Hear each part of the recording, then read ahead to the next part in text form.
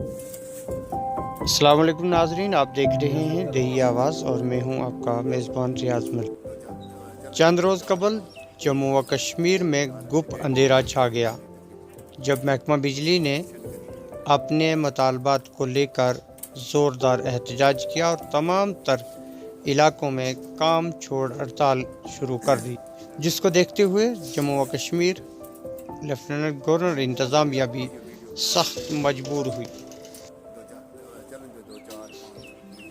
ضلع پونچھ کے چپا چپا میں بھی اس کا سخت اثر ہوا اور تمام تر علاقہ قریب 3 دن تک گپ اندھیرے میں رہا۔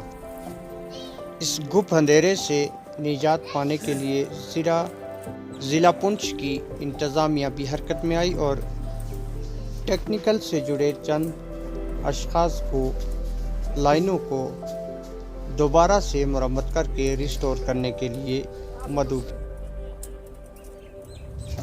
اسی دوران تحصیل منڈی سے تعلق رکھنے والے ایک نوجوان کو بجلی شاٹ لگنے سے شدید زخم آئے۔ یاسر کبیر ولد محمد کبیر نامی اس نوجوان کی حالت اس قدر تشویشناک تھی کہ وہ اب بھی چندی گڑھ میں ہاسپٹل میں زیر علاج ہے اور موت و حیات کی کشمکش میں مبتلا ہے۔ تاہم ضلع انتظامیہ اور محکمہ بجلی کی جانب سے انہیں امداد فراہم کرنا تو درکنار، انہیں اب تک فون کال کر کے بھی حال احوال تک نہیں پوچھا۔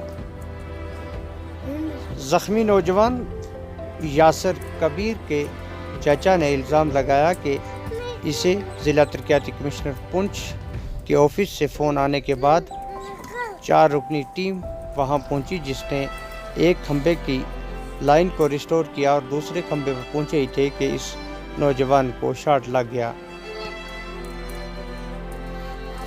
جس کو فوراً ضلع ہسپتال پونچھ ریفر کیا گیا۔ تاہم اس کی حالت نازک دیکھتے ہوئے انہوں نے جموں ریفر کر دی،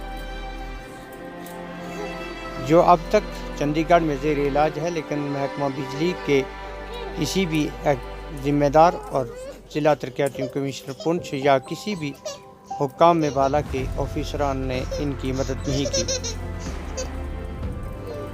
تاہم انہوں نے پھر بھی ضلع ترقیاتی کمشنر پونچھ اور دیگر ضلع انتظامیہ سے اپیل کی ہے کہ وہ ان کے بچے کی جان کو بچانے کے لیے ہماری مدد کریں۔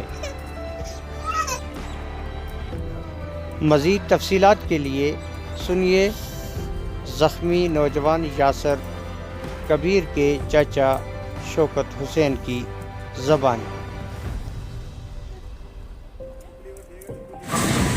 20 تاریخ کو 2 بجے ہمارے پاس فون آیا کہ آپ کو ڈی سی صاحب ڈی سی آفس بلا رہے ہیں۔ ہم ڈی سی آفس میں جا کے پہنچے، وہاں پہ پی اے نے ہمیں فون کیا ہوا تھا، پی اے میڈم نے پھر ہمیں بولا کہ وہ ڈی سی صاحب کامسار میں آپ کو بلا رہے ہیں۔ ہم کامسار میں پہنچے، کامسار میں ڈی سی صاحب وہاں بیٹھا ہوا تھا، بولا آپ کام کرتے ہو لیبر کا؟ ہم نے بولا بالکل کرتے ہیں، اور کام کرتے بار مطلب انہوں نے بولا کہ بجلی کا کام یہ اس پہ مطلب جمپرنگ کرنی ہے، میرے بندے آپ کے ساتھ میں رہیں گے۔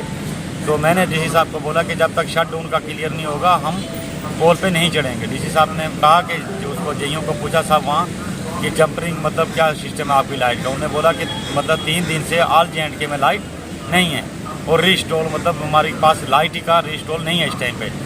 تو جیسے ہمیں پول پہ چڑھے گیا، ایک پول کا کام ہم نے ختم کیا، اس کی ویڈیو بھی ہمارے پاس پڑی ہوئی ہے، ایک پول کا کام ختم کیا، تیسرے پول کے اوپر جیسا ہی لڑکا پہنچا ایسی بجلی پیچھے سے چھوڑی گئی گریڈ اسٹیشن سے، لڑکے کو شارٹ بجی اور نیچے۔ اس کے بعد کیونکہ لائٹ J&K اگر آل J&K میں لائٹ نہیں تھی تو ڈسٹرکٹ پونچھ میں ایک کھمبے پہ لائٹ کیسے پہنچی؟ اگر لائٹ کی ہڑتال تھی تو لائٹ چھوڑی کیسے؟